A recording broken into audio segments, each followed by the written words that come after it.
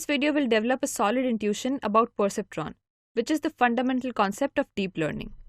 Let's start with a simple example of a classification problem.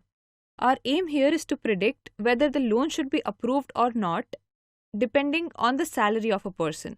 In order to do that, we'll need to build a model that takes salary as the input and predicts whether the loan should be approved for the person or not.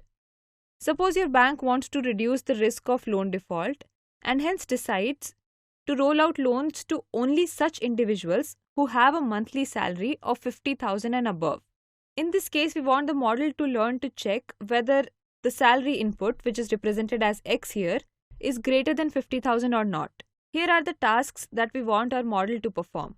The first thing is it should take in the salary as input.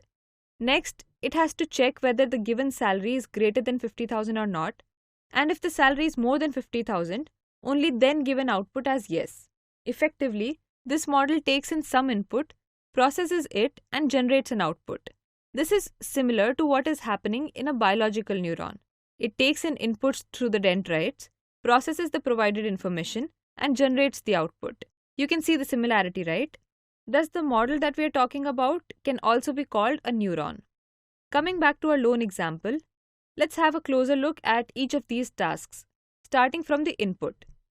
Now, in this case, we have a single input, which is salary.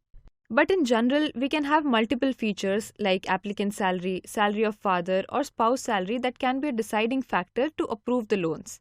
And our neuron will take in all of these features as inputs in order to make the decision. That is to say that the neuron will have multiple inputs. This is similar to the multiple dendrites that we saw in the biological neuron. Now that there are multiple salary features about a person, we'll take in all of them into account as they represent the total income of the household. We can sum them up and check if the total income of the household crosses the threshold or not. So the total income will be the sum of applicant, father, and spouse salary. And we need to compare it with the threshold. Here is an equation representing the same.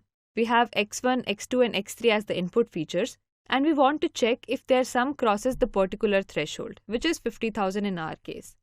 Now, if you bring this threshold to the left side of the equation, it will become something like this. And if we represent this whole quantity, which is minus threshold, with the new term bias, the updated equation would look something like this.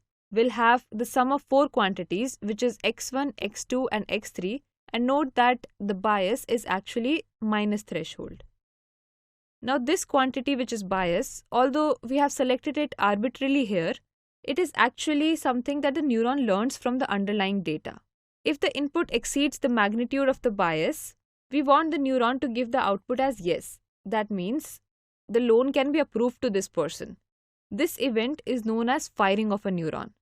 If we want to write this relationship using equations, we'll say that our output should be 1 when this equation is true, and the output should be 0 in all other cases. These two equations can be represented in the form of a function. Let's see how. So here we have the sum of the features x1, x2, x3 and bias represented with z, and we want our output to be 1 if z is greater than 0, otherwise 0. So we can use a step function here, and this is the graph of the step function. It basically gives us the output 1 for any value greater than 0 and gives an output 0 for any value less than 0. So in order to find the output, we'll apply the step function on this value z here. We have denoted the step function as following. The step function in this case is used to scale the output of our neuron. And in deep learning, we have an option of choosing such functions to apply to the output of the neurons. They are known as activation functions. So when we use a step function as the activation function for a neuron, it is called a perceptron. Alright, let's quickly summarize what we have covered in this video. In this video, we learned how a perceptron model works. It takes in multiple features like applicant salary, father salary, etc. as input and checks whether the sum of these, which is the total income of household, exceeds the threshold or not. If it does, only then it will give an output as 1. Otherwise, the step function will give an output as 0.